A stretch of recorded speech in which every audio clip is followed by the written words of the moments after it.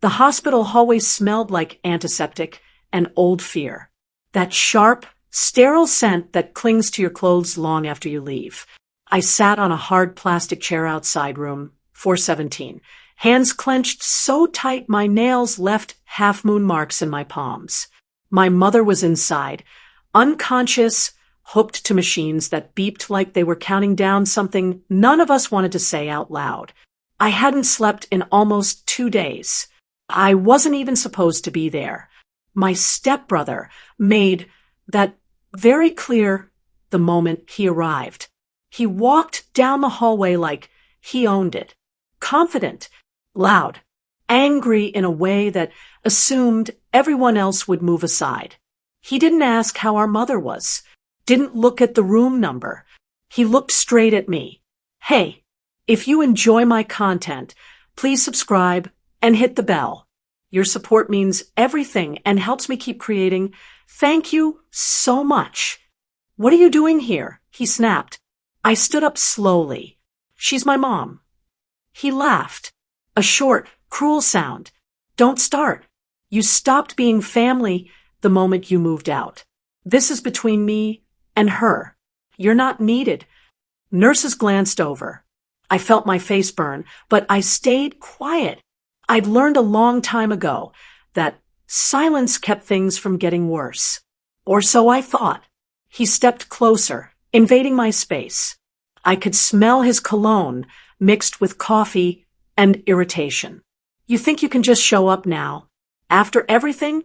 After you embarrassed us? I just came because the hospital called. I said, my voice shook despite my effort. They couldn't reach anyone else. That's when he exploded.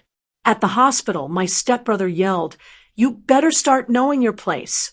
His voice echoed off the white walls. You're nothing here. You hear me? Nothing.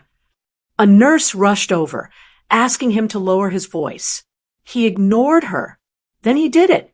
He raised his hand and slapped me so hard my head snapped to the side.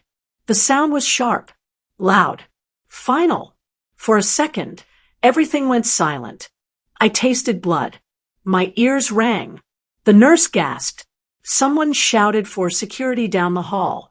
But all I could think was how familiar this felt. How many times growing up he'd pushed me, cornered me, reminded me I was the extra child, the one who didn't belong. He leaned in close, his face inches from mine. Next time, he hissed, I won't stop there. Something inside me shifted. Not anger, not fear. Clarity.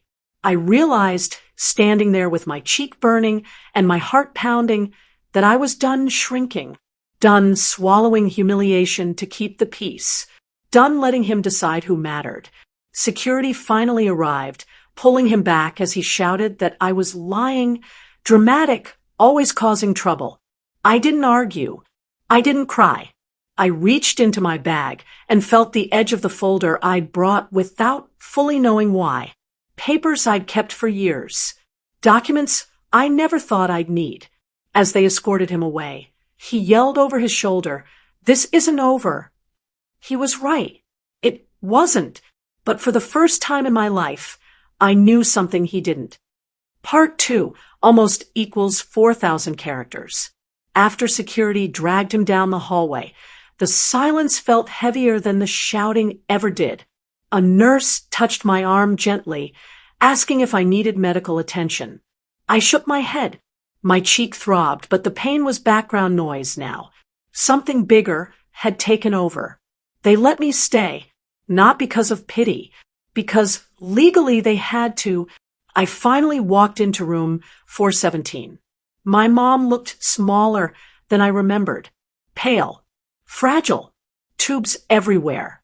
The woman who once stood between me and his fists now lay still, unaware of the war happening outside her door. I pulled a chair close and sat down. That folder in my bag felt like it weighed 100 pounds. Years earlier, when my mom first got sick, she'd asked me to help organize paperwork. Bills. Insurance. You're the only one who actually reads things, she'd said quietly glancing toward the living room where my stepbrother was yelling at the TV. That's when I learned the truth. The house everyone thought was his future inheritance, not his, not even hers in the way people assumed. It was in a trust created by my biological father before he died, a trust with one condition: control passed to the child who proved responsibility and care if she became incapacitated. Not the loudest, not the oldest, the one who showed up. I never told anyone, not out of strategy, out of survival.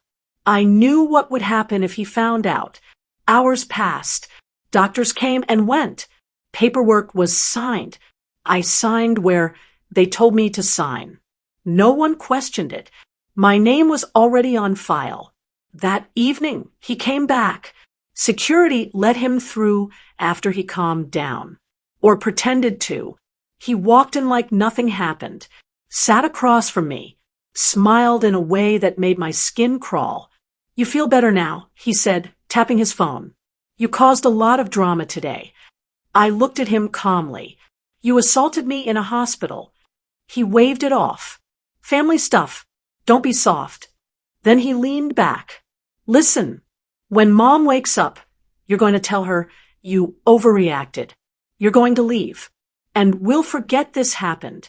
I finally pulled the folder out, laid it on the table between us. He frowned. "What's that?" "Something you should have read years ago," I said. I slid the first document toward him, then the second, then the notarized letter. His face changed line by line as he read. The confidence drained. The smile collapsed. "No," he said, "that's not real." "It is," I replied, "and it's already been verified by the hospital's legal department." His hands started to shake. "She wouldn't do this without telling me." "She did," I said quietly, "because she knew you." He stood up so fast the chair scraped loudly. "You think this means anything? I'll fight it. I'll take you to court." "You can't," I said. "You already violated the terms. Violence toward the acting trustee triggers immediate removal of any claim." He stared at me like he was seeing a stranger. For the first time, he had no power, no volume, no threat, just fear. A doctor walked in then, asking us to step outside. As we stood in the hallway, he lowered his voice. "You slapped me," I said evenly, "on camera, in front of witnesses." After that, there was never going to be another ending. His jaw tightened. "You planned this." I shook my head. "You pushed me into it." They asked him to leave again, this time permanently.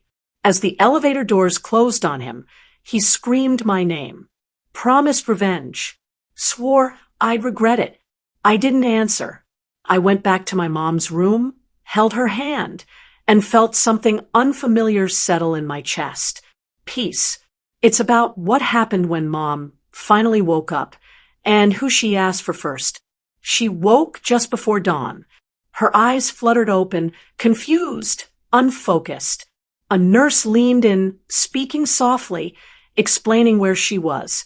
I stayed quiet, standing near the window, unsure if she even knew I was there. Then her fingers tightened around my hand. "Where are you hurt?" she whispered. Not his name, not his face. Me. I shook my head. "I'm okay. You scared me, that's all." Her eyes filled instantly. Tears slipped down the sides of her face. I heard shouting. She said weakly. I tried to wake up. "You don't need to worry anymore," I said. "Just rest." She looked around the room, then back at me. "He's gone, isn't he?" I didn't answer. I didn't have to. She closed her eyes, exhaled, and nodded slowly. Relief crossed her face, not shock, not anger. "I was afraid," she said. "Afraid I waited too long." "You didn't," I replied. Later that morning, she asked for the hospital lawyer. When he arrived, she confirmed everything, every document, every condition, every choice.